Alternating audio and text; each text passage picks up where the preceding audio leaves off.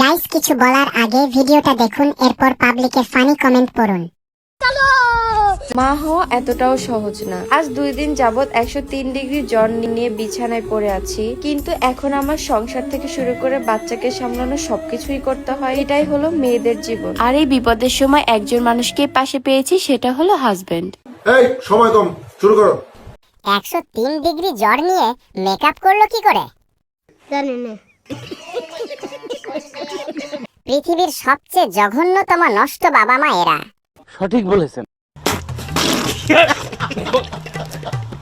Video যেন কত মিনিটের ছিল দেখেন, আমি জানি না।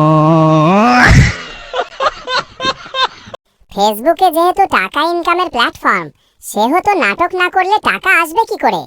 যত সব ছাপড়ি। সঠিক বলেছেন।